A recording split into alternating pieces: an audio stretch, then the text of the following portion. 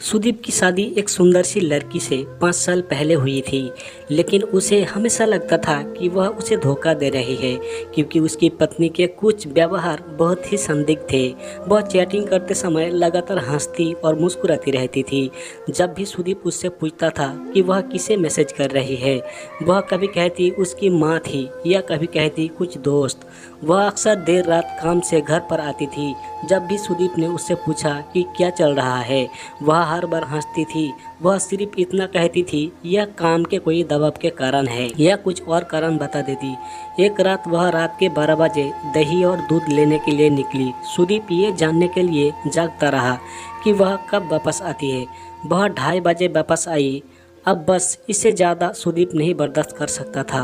उसने कुछ सबूत हासिल करने के लिए एक निजी डिटेक्टिव को काम पर रखा है। सुदीप अच्छी तरह से जानता था कि बिना किसी सबूत के तालाक के लिए फाइल आगे बढ़ना मूर्खतापूर्ण होगा। जासूस ने अपना काम बाखूबी से किया और कुछ ही दिनों में उसने सुदीप को सबूत दिए कि उसकी पत्नी अपने एक दोस्त के साथ उसे धोखा दे रही है। सुदीप उसे तलाक देने के लिए तैयार था, लेकिन उसने सही समय आने का और उस पर हुए अन्याय का बदला लेने का इंतजार किया। उसकी पत्नी का जन्मदिन कुछ ही हफ्तों में था। सुदीप ने उससे पूछा कि वह अपने जन्मदिन पर क्या चाहती है। उसने सुदीप से कहा कि वह अपने जन्मदिन पर काम करने में व्यस्त होगी। उसने सुदीप से अपने दोस्तों के साथ छुट्टी पर जाने के लिए कहा, क्योंकि वह उस सप्ताह के दौरान बहुत व्यस्त होगी। सुदीप को पता था कि वह वास्तव में क्या कर रही थी। जैसे ही सप्ताह आया, सुदीप एक दोस्त के घर गया और उसने अपनी पत्नी से कहा कि वो अपने दोस्तों के साथ टूर पर गया है। सुदीप ने वहां से उसकी पत्नी की माँ, बहन, पिता और कुछ दोस्तों को बुलाया। उसने उनसे कहा कि वो उसके जन्मदिन पर उसे एक बड़ा सरप्राइज देना चाहता है। सुदीप ने उनसे कहा कि हम उसे सरप्राइज देने के लिए उसके कमरे में घुसेंगे। सुबह का समय था। घड़ी का समय 7:10 था। सुदीप अपने अपार्टमेंट के ठीक बाहर सभी से मिला। वो सब लिफ्ट में गए।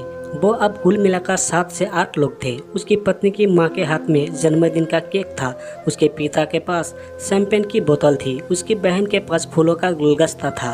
उसके सभी दोस्तों के पास उसके लिए कुछ उपहार थे। किसी को अंदाज नहीं था कि क्या होने वाला है। सुदीप ने सभी को जितना हो सके शांत रहने के लिए कहा। सुदीप ने दूसरी चाबी से अपार्टमेंट का दरवाज़ा खोला जो उसके पास थी।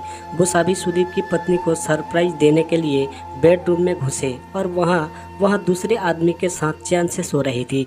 उसके पिता ने सदमे में शैंपेन की बोतल फर्श पर गिरा दी।